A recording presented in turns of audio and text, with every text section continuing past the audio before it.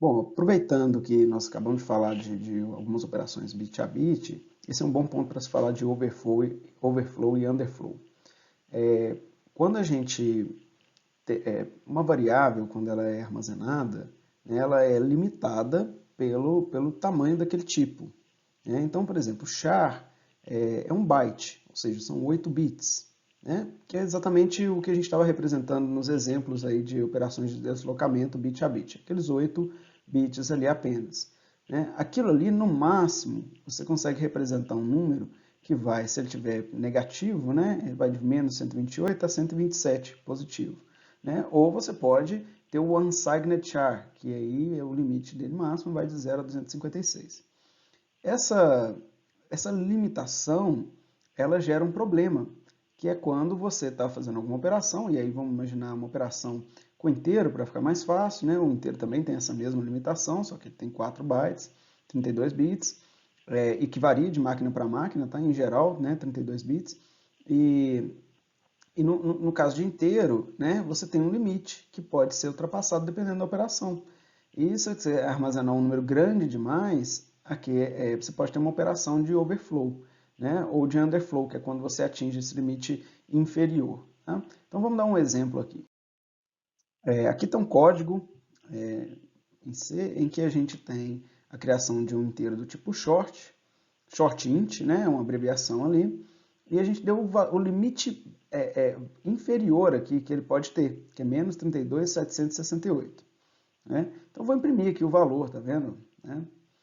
E agora, eu vou fazer valor menos menos. Eu vou reduzir em 1 esse número. Então, ele vai estourar o limite. Né? E quando ele estoura o limite, o número muda o valor para positivo, né? Assim, a conta, se você estivesse fazendo uma operação qualquer, vamos supor, você soma um outro número negativo muito grande, o seu resultado vai ser um outro número completamente sem sentido. Né? Então, esse é um problema, né? Que a gente chama nesse caso aqui um underflow. Você pode ter o overflow quando você faz a operação no limite superior, né? E o que é grave desse tipo de erro é que ele não é reportado em tempo de compilação e tudo mais. Durante a execução, você vai perceber que seus números não fazem sentido e pode ser esse tipo de operação que está acontecendo. Né? Aqui um exemplo de overflow, onde a gente tem um número, né, bem alto, 30 mil, e aí a gente multiplicou ele por 10. Ele ultrapassou o limite e o número ficou negativo, menos 27 mil e alguma coisa. Né? Bom, o que dá para fazer? Não tem erro, então, nesse tipo de operação. Né? Continua a execução, na maioria das linguagens de programação é assim também. O que você pode fazer é colocar variáveis maiores, criar tipos maiores, né? Utilizar tipos que tenham capacidade maior. Por exemplo, colocando long int, colocando, se tem long int, long int, você pode usar ponto flutuante, né? O maior que a gente tem é o long double. Então, esse tipo de coisa você pode fazer para tentar ter um número maior possível para poder comportar, né, aquela operação que você deseja fazer. Né? É claro, se você só vai lidar com números pequenos, o que você pode fazer no seu programa é limitar ali na entrada, né, na hora que vai entrar com os dados, falar entre com um número no máximo de tanto, né, e se a pessoa entrar com um número superior, você pede a entrada novamente, coisas desse tipo você pode contornar para evitar que entre um número no seu programa que vai resultar em um overflow ou um underflow. Então, esse tipo de preocupação o programador precisa ter. Bom, operadores relacionais são aqueles que permitem a comparação entre variáveis. São essenciais para vários comandos que a gente vai aprender a partir das próximas aulas. Mas, basicamente, o que você tem é uma expressão em que você vai dizer esse valor aqui é maior do que esse, é menor do que esse, é igual. Você vai comparar os dois. Né? Então, essas são as operações. Você tem o maior ou igual, né? Você põe, né, o símbolo dessa maneira, né, com o maior, depois o igual, menor, menor ou igual. O igual, a gente tem que diferenciar o igual de atribuição do igual de comparação. Quando a gente quer comparar duas variáveis, a gente usa igual, igual. Senão você vai copiar o valor de uma na outra, se você colocar apenas um igual. Tá? E o diferente, a gente põe essa exclamação na frente do igual. Né? Esse tipo de operação ele retorna verdadeiro ou falso. Tá? Na prática, na linguagem C, não existe um resultado, não é armazenado o resultado verdadeiro ou falso. O que é armazenado é um número. tá? 1 para verdadeiro, 0 para falso. Bom, dando aqui alguns exemplos, né? Aqui a gente tem a variável x igual a 5, e aí se a gente usar a expressão x maior do que 5, ela vai retornar verdadeiro. Tá? Isso vai ser utilizado, por exemplo, para um comando de condição, onde a gente pergunta se x for maior do que 5, faça determinada tarefa. Né? Ou seja, a gente está testando, né, uma condição, x é maior do que 5, é verdadeiro ou é falso? É verdadeiro nesse caso. Então, de novo, né, sempre eu tenho x igual a 5, então se eu fizer x é igual a 4, é uma pergunta que eu posso fazer, né? Uma comparação. Estou comparando x com 4. Vai dar falso, porque x é 5. Né? Eu tenho duas variáveis, x igual a 5 e y igual a 3. Né? X diferente de 3 é verdadeiro. X diferente de y é verdadeiro. Né? X igual a 5 e y igual a 3, aí eu pergunto, né? X é diferente de y mais 2. Né? Como y é 3, eu tenho o resultado aqui, 5 é diferente de 5, o resultado é falso. Tá? Então, essas operações, né, elas podem ser expressões ainda mais elaboradas. Nós vamos trabalhar isso depois. Bom, existe uma série de operadores lógicos que permite a gente combinar expressões. Né? Esses operadores são esses três aqui, ó, e, né, o OR e o NOT. O que a gente pode fazer é, você tem o resultado de uma expressão, né, você pode combinar duas expressões, pegar o resultado delas e concatenar elas com um AND. Né? Aqui eu estou dando um exemplo. Né? Isso poderia estar dentro de um comando se, que nós vamos ver daqui a pouco, ou no comando enquanto, né? Que também nós vamos ver mais para frente. Mas pode perguntar, se C for maior ou igual a 0 e C for menor ou igual a 9, enfim, faça alguma ação. Né? Ou seja, se ele é um caractere, né? Nós estamos perguntando se esse caractere está entre 0 e 9. Né? Certo? Você poderia colocar um ou. Né? No caso, a gente tem um exemplo aqui com ou. Né?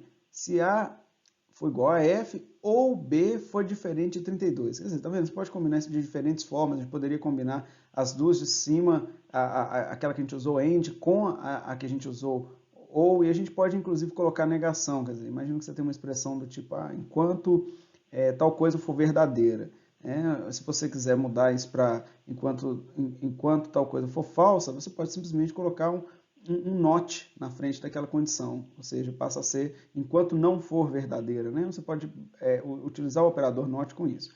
Repara uma coisa diferente aqui, uma coisa importante aqui, é que a gente ensinou operações bit a bit, há uma lógica bem parecida, né, do AND, do OR, porém aqui é para resultados de expressões lógicas. Lá era para operações com bit por bit.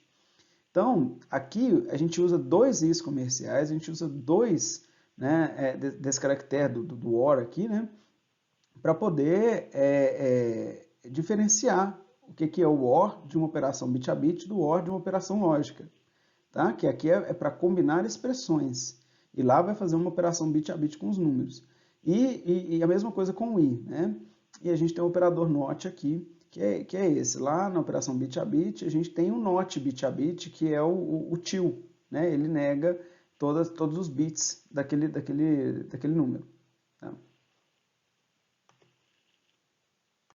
Bom, colocando esses operadores relacionais e lógicos numa tabela da verdade, a gente tem os seguintes resultados. Né? Então, aqui vão ter os valores de A e B, eu coloquei as combinações possíveis aqui para os dois. O não A, você simplesmente... repara que 0 significa falso e 1 significa verdadeiro. E é assim mesmo que C utiliza essa representação de verdadeiro ou falso. Né? São números. E você pode trabalhar com esses números, simplesmente colocando um 0, forçando um resultado dessa maneira. Né? Forçando que seja falso ao atribuir 0. Enfim, vira um operador numérico, né? No final das contas. Então, se você fizer o não da variável A, onde está 0 vira 1, e onde está 1 vira 0, né? Ou do B. Né? O operador AND ele funciona bem semelhante ao operador bit a bit, mas aqui nós estamos lidando com resultados de uma operação lógica. Então, uma variável por completo vai ser transformada ou em 0 ou em 1. Né? No caso do bit a bit, você tem uma variável lá que tem um valor, por exemplo, 5, e ao fazer um AND bit a bit com outra variável do tipo 5 que seja, né, um valor 5, bit a bit daquele número 5 vai ser, a operação vai ser feita bit por bit e o resultado final vai ser um outro número, né? Então aqui é diferente, aqui a gente está pegando o conteúdo da variável e considerando que ela ou é 0 ou é 1, e a gente vai fazer uma operação lógica desses dois aqui de i. Né? Então vamos supor, se o valor for 0 e for 0 para o A e para o B, 0 e 0 dá 0. Né? Seguindo aquela mesma lógica de uma porta lógica, onde entram dois fios, aquele exemplo que eu dei para explicar a operação bit a bit. Se eu tiver 1 com 0 ou 0 com 1, eu também vou ter 0 no final. Né? Apenas no caso em que o A e o B são verdadeiros, é que eu terei o A e o B verdadeiro aqui. Para o ou, a mesma ideia do bit a bit. Basta um deles ser verdadeiro, basta um ser verdadeiro que o resultado final será verdadeiro. Então, aqui, ó, no caso aqui temos um e um ou 1, né?